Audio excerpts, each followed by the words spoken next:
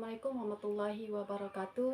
Perkenalkan, nama saya Asmawati dengan NIM 8605199193 dari UPBJJ UT Pontianak, program studi PGSD. Kali ini saya akan melakukan praktikum IPA mengenai sistem pencernaan makanan. Tujuan dari praktikum ini adalah dapat mengurutkan sistem pencernaan. Adapun alat dan bahan yang saya butuhkan, yang pertama saya membutuhkan gambar struktur sistem pencernaan makanan dan juga alat tulis pencernaan. Pencernaan makanan adalah sistem yang sangat penting yang membantu manusia dalam mencerna makanan dan minuman yang dikonsumsi menjadi zat yang mudah dicerna oleh tubuh dan diambil berbagai kandungan penting yang ada di dalamnya bermanfaat untuk organ dalam dan bagian tubuh secara keseluruhan. Organ pencernaan makanan di sini dimulai dari mulut, menuju kerongkongan. Setelah di kerongkongan menuju lambung, kemudian menuju usus halus, selanjutnya menuju usus besar, dan yang terakhir menuju rektum atau anus. Selanjutnya saya akan menjelaskan prosesnya. Yang pertama, mulut. Proses pencernaan dimulai dari mulut saat makanan masuk. Di dalam mulut terdapat bagian penting yaitu gigi yang fungsinya untuk memotong, mengunyah, dan menghancurkan makanan menjadi bagian kecil agar mudah dicerna. Kemudian ada bagian lidah. Lidah di sini membantu mengaduk makanan dan mendorongnya ke dalam kerongkongan. Dan selanjutnya ada kelenjar air liur yang menghasilkan air liur yang mengandung enzim amilase untuk memulai mencerna karbohidrat.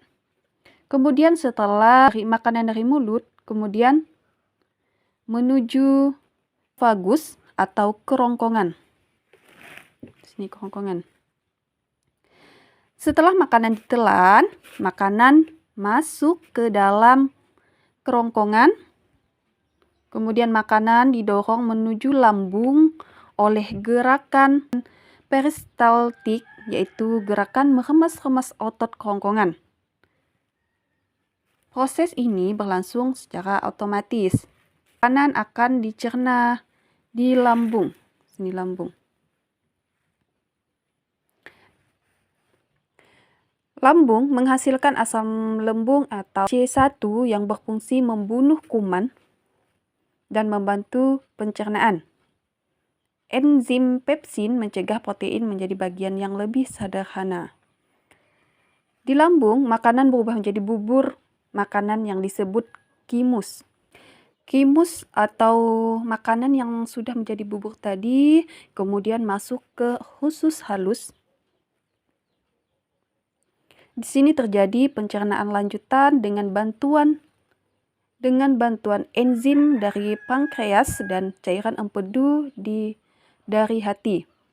Kemudian karbohidrat, protein, dan lemak dipecah menjadi zat yang lebih sederhana dan sari-sari makanan diserap oleh genjot usus atau villi dan masuk ke aliran darah untuk dialirkan ke seluruh tubuh sebagai sumber energi dan nutrisi. Kemudian setelah dari usus halus, kemudian sisa makanan masuk ke dalam usus besar. Sisa makanan yang tidak diserap masuk ke usus besar. Usus besar fungsinya yaitu untuk menyerap air dan mineral yang masih tersisa, membantu pembentukan fases, dan bakteri baik di usus besar membantu membusukkan sisa makanan. Selanjutnya fases kemudian masuk ke rektum. Di rektum sini fases disimpan sementara Saat rektum penuh, tubuh memberi sinyal ingin buang air besar, kemudian fases dikeluarkan melalui anus. Struktur sistem pencernaan makanan dapat saya simpulkan bahwa makanan mengalami proses pencernaan secara bertahap mulai dari mulut, kerongkongan atau esofagus, lambung, usus halus, usus besar, hingga akhirnya menjadi fases dan dikeluarkan melalui anus atau rektum. Setiap organ pencernaan memiliki fungsi penting untuk membantu tubuh memperoleh nutrisi dan membuang sisa makanan yang tidak diperlukan. Cukup sekian praktikum yang dapat saya lakukan. Apabila terdapat kesalahan dalam melakukan praktikum, saya mohon maaf. Assalamualaikum warahmatullahi wabarakatuh.